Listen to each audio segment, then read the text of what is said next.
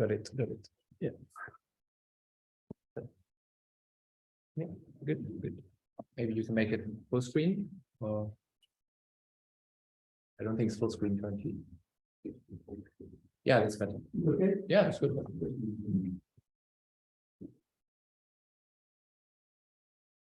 Okay. So next talk will be given by David Holcman from École Normale Supérieure, and he's going to talk about stochastic modeling of electroencephalogram to prevent brain death during general anesthesia. Please, David. Am I getting rid of this green stuff here? You should be able to. You should drag and drop. That's it. Yeah. Good. Okay. First of all, thank you very much for this great meeting, this invitation. Before I came, I had no idea exactly what would be the goal of your meeting and the conference. So I prepared something very orthogonal to what has been discussed here. Nevertheless, I think there is some connections, and I'm happy to discuss about it. So I will discuss today about stochastic modeling of what is called the electroencephalogram to predict the brain death during general anesthesia. So just I will give you a 5-10 minutes background so you understand what I'm talking about. So basically, you are in the hospital, you are recording directly from the brain, and from this data, you would actually infer something about the brain in the future. So basically, this is the surgery room. This is the visceral surgery. Every Thursday we go there to try our algorithm. So you see here what the surgeons see on the screen. Those are robots. Sorry if you cannot see very much, but so this is basically where the patient is, and this is in front. And I'm going to tell you what happened behind this. So to understand this, I just told you that the brain is recorded by putting electrodes and there are machines. And the machines here provide a number between 0 and 100. 0 is brain death, and 100 is the patient is awake, like what we are now. And the guidelines is to maintain this number between 40 and 60, and the anesthesiologist has spent years learning how to do this. So let me give you now signature. So we have heard before that if you have data that you know the interpretation, such as images, speech, then it's quite clear what you're looking for. Now I'm going to talk about data where you don't know necessarily what you're looking for. And that's the challenge and the difficulty. So let me give you 100 years of summary about what are possible features of interest. So this is what's called the electroencephalogram, and this is wave of more than 20 Hz. That is, the frequency of a beating is more than this. And this is what the type of activity we have now if we were to record on your brain. And then when you start to think about things, close your eyes, or be in a more relaxed state, you have this beta oscillation, which is between 20 and 30. This is like more, gamma is more like 40. But then when you start to close your eyes, then you start to see a rhythm which is between 8 and 12 Hz, which is already characterizing how the brain is changing. And then what happens is if you continue, and now this is not just by closing your eyes or just by meditation, but if I introduce an hypnotic drug that will switch off the brain, you start to see not only these oscillations at this frequency, but you see this suppression, blood suppression, where you see an activity, which is then associated with the moment where the brain is locally flat. And then there is what we call isolated suppression, which means brain death. So I give you now this lecture, so just remember it. So now I'm going to show you a movie in a second, and you will see what happened. So this is now behind. So this is in the surgery room, and what you see on the screen, all of this activity going on. So basically, you see this oscillation. This is called the spectrogram, which is time frequency analysis. And now, tell me what is happening here. What do you see? You see exactly what I just told you, that there is this suppression with this activity, which is a signature of too much anesthetic, which means that the patient here has received too much that could probably damage the brain. And this is what you don't want this to happen. However, the machine that I just showed to you is not capable of predicting in the future what happens. So what you need for this is you need a model, you need to accept a possibility for this prediction. So the question we are going to ask is, could we prevent this oversedation to happen in real time? So I'm going to focus on three questions. How do you generalize the notion of mid-first passage time to empirical data? We have seen a lot when you have a framework, diffusion equation, narrow escape, the classical problem of escape flow potential activation barrier from 1943, Stochastic and before from Connors. You have the model, you know what to calculate, you have your energy landscape, that's clear. And you want to do the same on data. So this is one thing.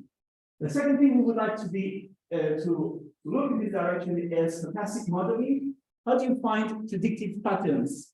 And how the modeling will allow you to make prediction like the weather forecast.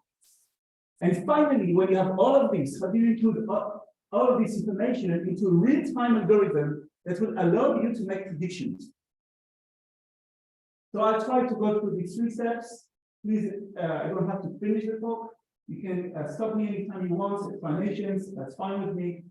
So now the marker of deep anesthesia, as just explained to you, we are looking for a motif.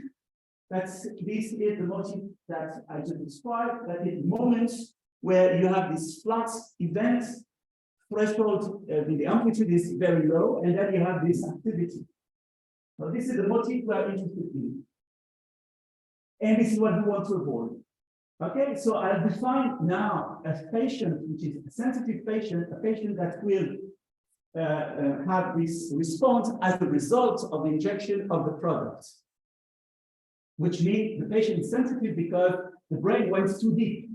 And you don't want this to happen. The problem is we all have a different brain, we will all react differently. So that's difficulty if you want to have a sort of machine learning approach with a lot of states, and you would like to use the state in advance. That's the difficulty.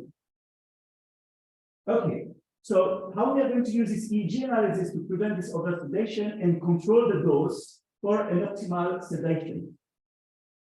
So now I need to go into the data themselves. And so we have time series. So Gleb already introduced to you the notion of time series. You have a sliding window, and on the sliding window, you like to extract the information you want.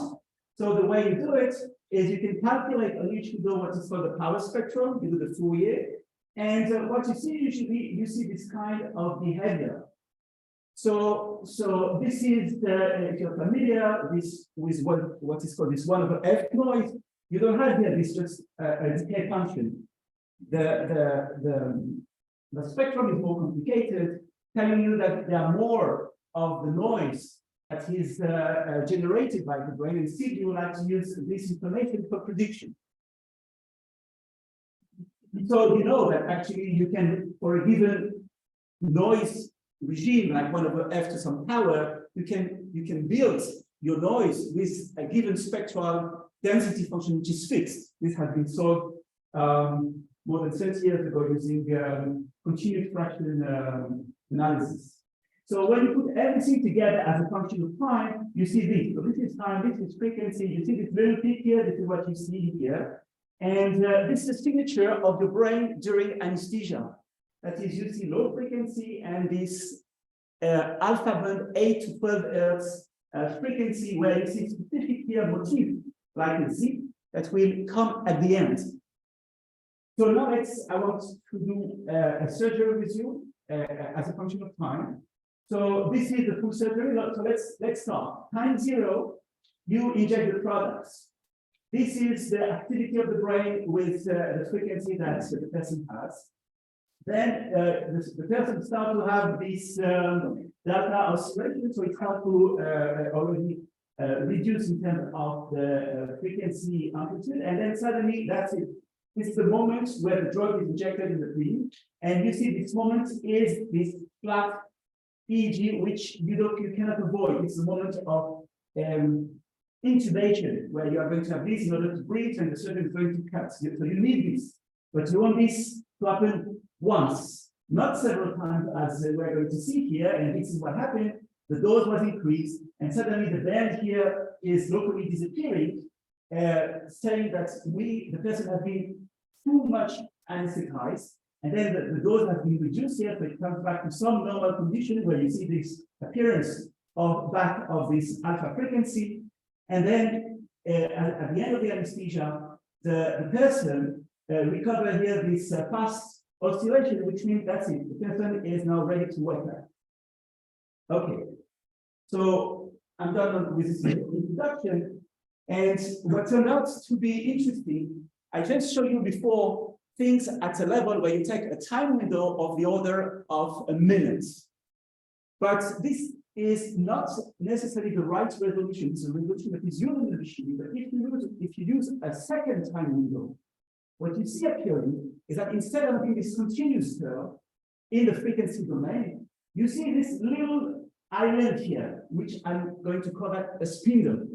And actually, this is associated with a fast rhythm, which is transient. And we will be interested in understanding whether there is information, a code, a special neuronal code hidden in this structure that we could use in order to predict the brain a little bit ahead of time. So for this now, I'm going to introduce the first passage time analysis based on the data I just showed to you. So the first interesting time is the time for this suppression of the band of the red band I just showed to you 2 slides ago. So this is here labeled with this yellow segmentation, and this is the time, the ensemble of time where you have this EEG filtered in this 8 to 12 hertz, where this is less than the threshold. What Dennis explained to you, you have the threshold and you want to know when the signal is less than this threshold. And what we'll be interested in is when the first time this yellow happened. And so how do we anticipate this excitation? So now I have to explain to you that the situation, you have the brain, it is in the wake state, and then what you are going to look at, you are going to estimate or be interested in the first time the brain will arrive to the moment where you have this first suppression of this alpha band. And this will be a specific characteristics of the transition of the brain. So basically, if you say, no, maybe we need to have somebody before doing the anesthesia go to sleep and see how the brain has made a transition from a state to another, and we'll take this as an information, we'll take this relaxation time. This would have nothing to do with this relaxing time that we have defined here. And the second interesting event, it will be the time where you will have this suppression, that is the red signal, the moment where this electroencephalogram will be fully flat. So I have defined to you 2 time empirically 2 first passage time that you will be interested to calculate and see if you have a cohort of patients, if they mean something. Sorry, just a question to better understand. When you look at these curves, EEG whatsoever, I presume, of course, that there was a thorough statistical analysis of what they are. Is it more like a noise? What are the range of relations within the noise? Is it some integrated system such that it can display from the larger distance? What is it?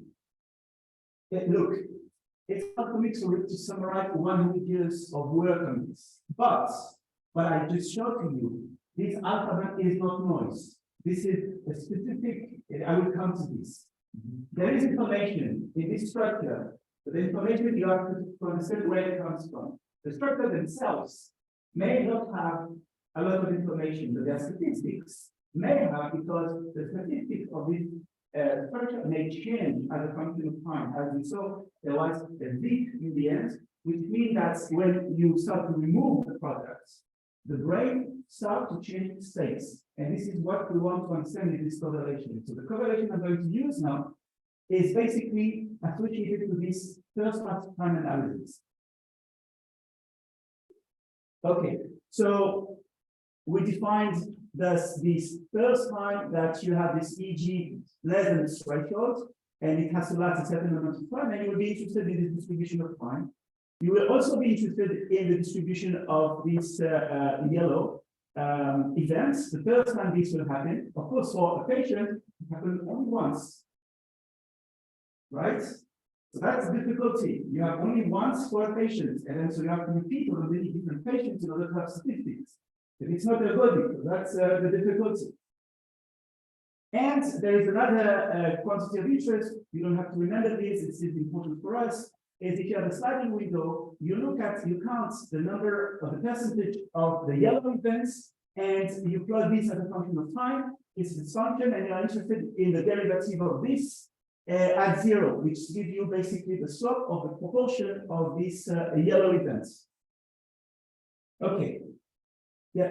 Just the way you inject the product to the patient is always the same. Yeah.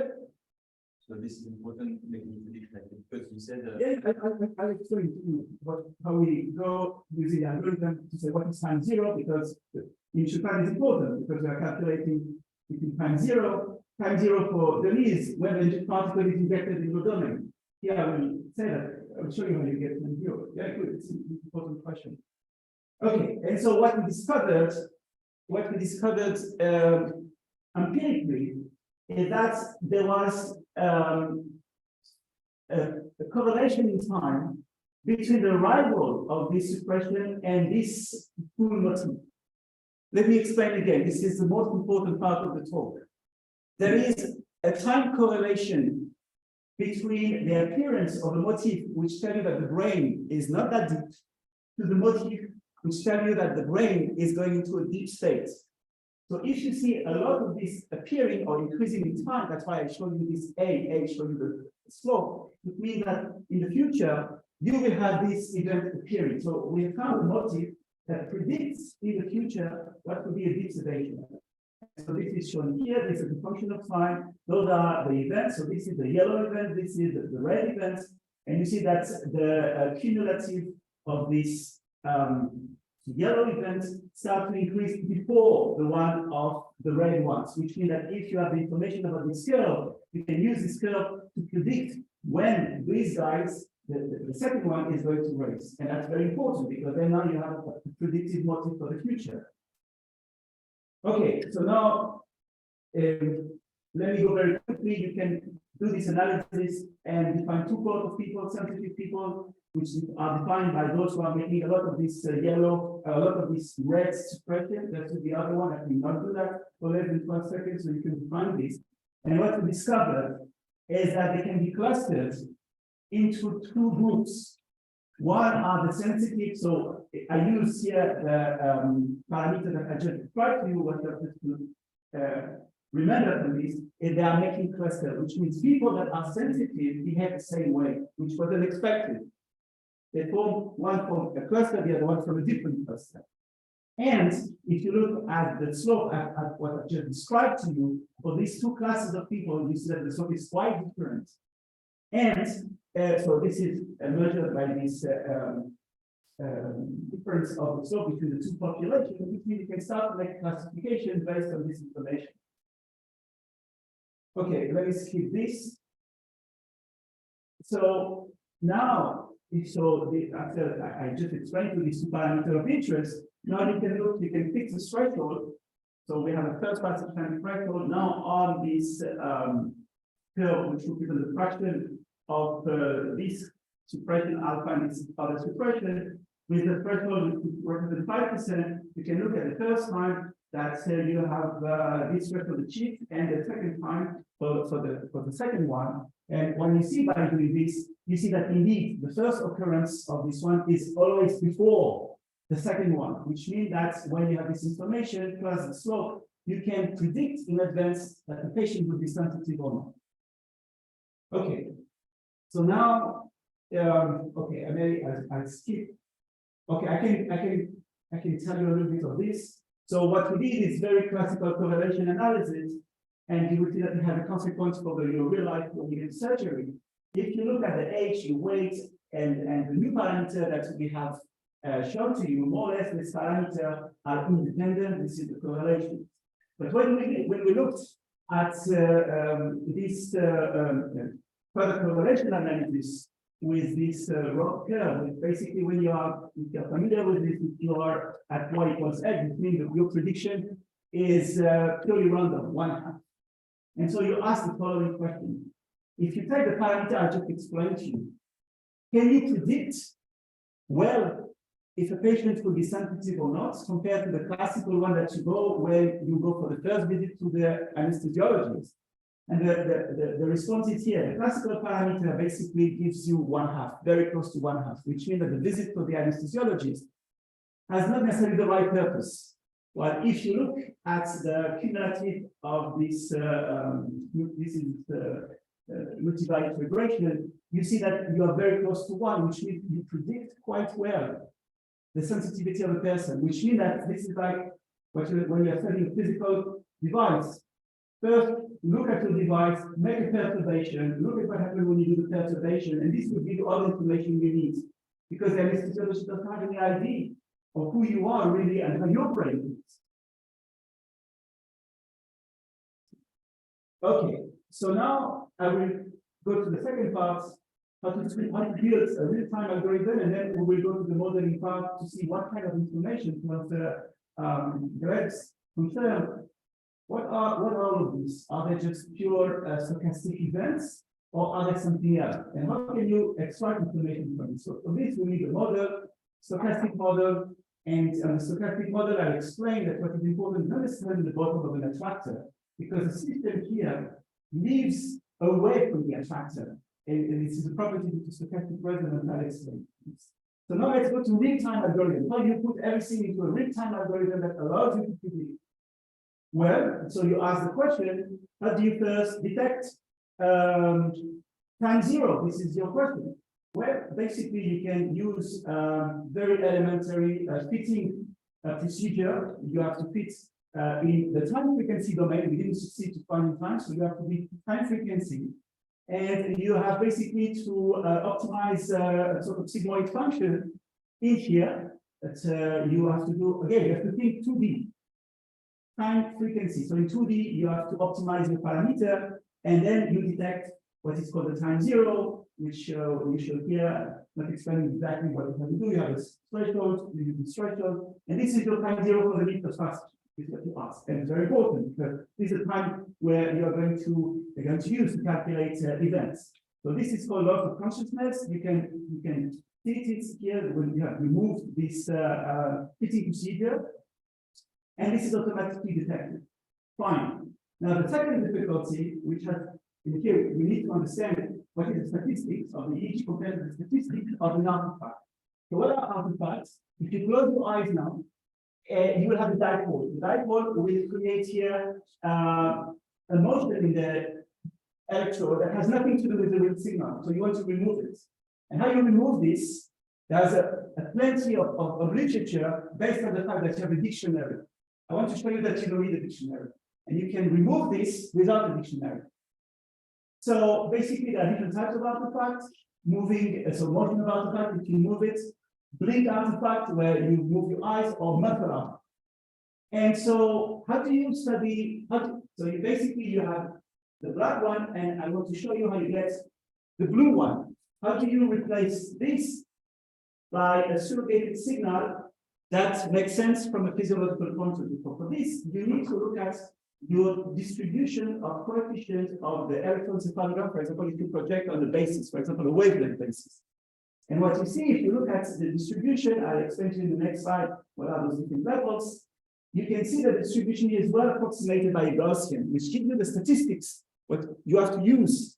But if you look at the projection in this basis, and you look at the distribution of coefficient of this other artifact, you see different shape. They have different structure. And you want to use the structure and the distribution of the coefficient to remove them. And so I'll explain to you the algorithm we developed. we have a sort of reference signal, that is signal just before that you know that it is okay signal. And here you have the artifact, and your goal is to move from the yellow to the green one, which hopefully will be close to here the dotted line, which is the real electroencephalogram. So how do you do this in real time without having any databases of the artifact? So what we did for this, we estimated here the cumulative function that represents the distribution of the coefficient. And you can do this here, and you can also do that after, when you have the artifact. And so what you see here is that you have two different behavior for the cumulative distribution. And the idea of the algorithm is that you are going to make a mapping from a coefficient that will be here, using this map to map it here into the cumulative distribution of the segment that is your reference signal. And basically, what this does, is going to diminish here the amplitude of the artifact on each scale, on each frequency scale. And the idea is that you take the function, which is this mapping here, you take the minimum between what is originally the coefficient, and or you take the minimum between this and this mapping. And this allows you to make a correction. And so basically you have a corrected signal, which is in here the wavelet basis written this way, where you have here the decomposition on each frequency, and this is the remainder term. So maybe it will be a little bit more clear when I summarize. So you have here your initial signal, you decompose into wavelets, you look at your empirical distribution of coefficients, you do the mapping I just explained to you, that maps these points to that point. And this is summarized in this algorithm scheme. This is the signal initially, and this is the signal where this artifact has been removed. Basically, you decompose in each scale, you do this mapping on each scale, you do this for different frequency, and then that's what you get. If you look at the time domain, the coefficients that are large compared to the one of the reference are going to be mapped on them. And if these coefficients were low before compared to the reference, they are not touched. Okay. Why is this happening better than just usually? Because you have some high frequency and low frequency features, and it says that low frequency is the artifacts. Because we don't know in advance what is the distribution of your frequency artifact distribution. That's why we have to go through a different layer, and it's different for different artifacts. As I showed you, they have different profiles. That's why you need an adaptive algorithm, but not only in time, but also in frequency. Okay, so I'll skip. There is a regularity theorem saying that this algorithm, if you look at it as happening in Sobolev spaces, actually it's a regularization, which means that the algorithm cannot introduce a spike. It can only regularize your signal, which is important because if you have epilepsy, and this is what happens in children, they have epilepsy, type of epilepsy during anesthesia, which introduce spike. So that's why it was very important to make sure that the algorithm doesn't introduce this. Okay, and the result of this is the spectrogram, this is the signal. So usually it contaminates, you see the machine, so that this was here, there was an artifact, and this is what happened when you clean everything. So the machine can continue calculating because otherwise it stops, and that's it. For a few hundreds, a few tens of seconds, there's no calculation, so the anesthesiologist is blind to this information. Okay, this is an example of all of these events that are going to be restored here, so there are not anymore those contaminations. Okay, and so now to summarize this part, you have here the time window analysis, you have these online segmentations that collect the yellow, the red. We can use interspatial time to see when is the first one that this happened, the first one that the yellow happened. You have to use these three parameters, and what we produce is a decision tree that can calculate the probability, the conditional probability to be sensitive condition that you have received one of these events. Is the person that was first too much anesthetized because the first event was this red thing to happen. So this calculates everything, and so you have this regression a logistic regression algorithm that was used that allows you to calculate this after 5 minutes, after 10 minutes, when you have the conditional probability based on 2 events, and then based on 3 events. So this allows you to make it real time. Okay, so this is basically what you have, these 3 parameters, we calculate this conditional probability. Okay, so this, I went very quickly, so I'm happy to have questions in the end if you're interested. And now let's go to the notion of information, and for this we need a model. So we move gears and we went to a different direction, and for this I'm not going to give you more about neuroscience, but basically this structure are generated by real neural networks in the brain due to the interaction between 2 parts of the brain. And this loop between these 2 regions in the brain, when under anesthesia, they create this motif. And thus, we want to understand, is this something that is a byproduct? So it's normal, or there is something here that we could use for prediction, for information. So for this, we have to open the box and start to do a model. So I'm going to very quickly tell you what we did more than 15 years ago. We introduced a model based on the voltage and the synapses ability to communicate. So if you forget about this, these terms goes exponentially to 0. This is going exponentially to 1. This is noise, additive noise in one variable, but it doesn't matter. The system is sufficiently mixing, so we can add on 2 variables. And then this is what the network is doing. V minus T represents the firing rate. Here, WT corresponds to it's a constant. U is also a constant, and mu is this variable. And so each time you have an excitation, this will drive your neural network. But each time you have this, it will tell the synapse that it cannot fire too much. And the result of this was a dynamical system where the phase space is a limit cycle, and you have 3 critical points, 2 attractors, 1 saddle point, 1 limit cycle. There's here heteroclinic, homoclinic, or heteroclinic, sorry, homoclinic here. Let's continue here, but we're interested in this part. So there are different characteristics, and you are interested in the dynamics. So what the dynamics is doing here? Well, it can switch between the 2 points, the 2 attractors, but that's not really what interests us. What was very interesting at that time is that the exit time here is not exponential. And why it's not exponential?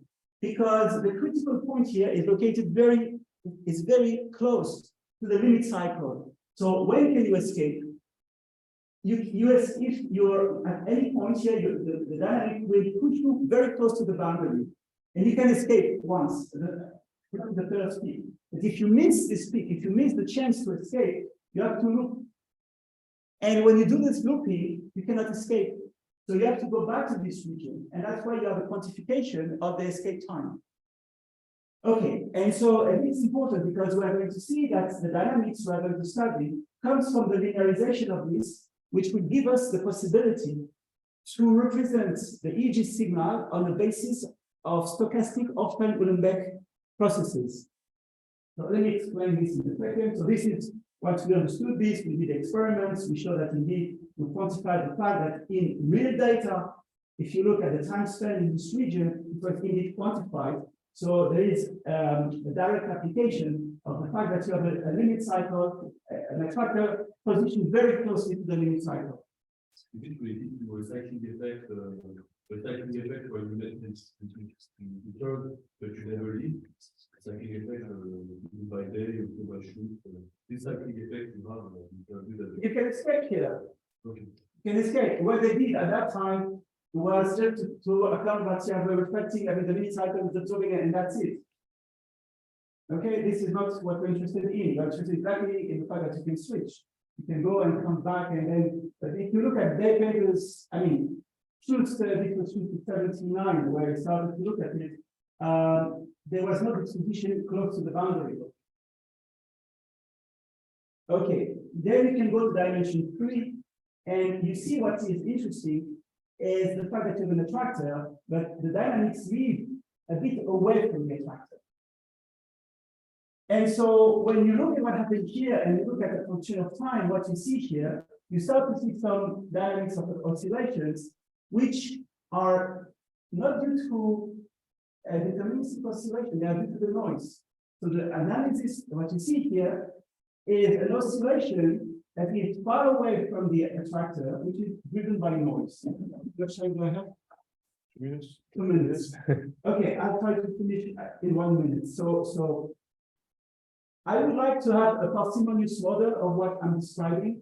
So then I would like to introduce very briefly something very well known. We take an orthogonal map in dimension 2 with an antisymmetric matrix. So how many parameters do you have? You have 3. R, omega, and sigma, the amplitude of the noise.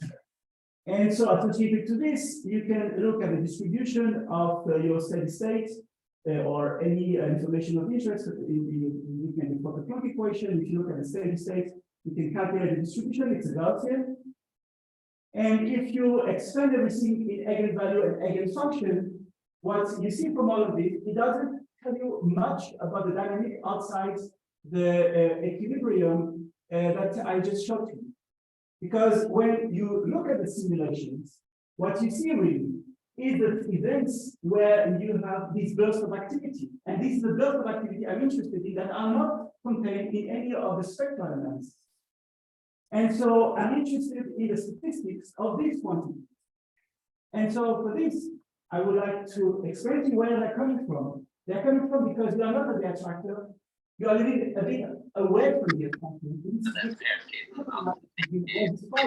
Which is called stochastic resonance. When you see this peak, this is you take this your signal, you Fourier it, and what you see a peak at this frequency, which means that the noise drives the system in an equilibrium, which is characterized by this frequency, which is the frequency of omega of the system. And basically, I'll stop here. So what you see here, this is in the phase space.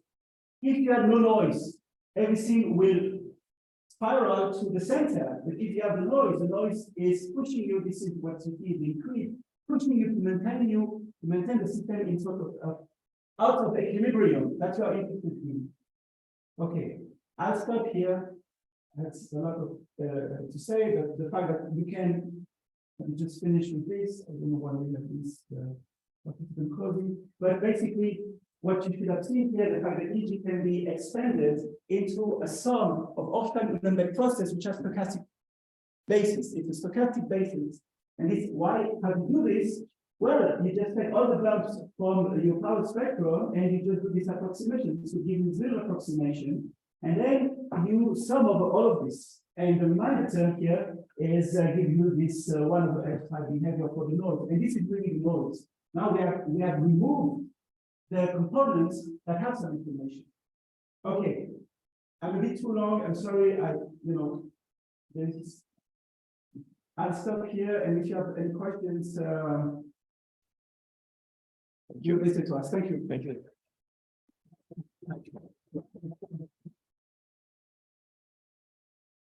Maybe one mark with 2 questions. So, just because the bit part, we just want to come to your exit event is not related to the spectrum of electron as for negative barrier. It's related to what we call the stochastic resonance, right? Wait. So at the end, in the Holcman process, there are no boundaries, right? So there are 2 problems. One is the problem I presented before, where you have a boundary limit cycle, where you have a point located nearby the limit cycle, where here the exit problem. I mean, it's on my second book. You can have a look. It has been well summarized. You can have all these events, this effect of rotating, and then you can calculate the distribution of exit time. It's very, it's a peak, basically. It's compared to a Dirac function where if you move the attractor to the boundary. Okay, so this has been well described. This is one question. The second question is, I have an Holcman process, and I'm interested in the characterization of the dynamics. And what I'm saying is that if you look at the spectrum, it gives you nothing about what I'm interested in, which is what happened outside equilibrium. Outside equilibrium, I cannot, the speed that I showed to you, the statistics is not contained in any of the spectrum analysis. Thank you. Maybe, sorry, one question. Maybe the next speaker can come so we can set up the. First, does the EEG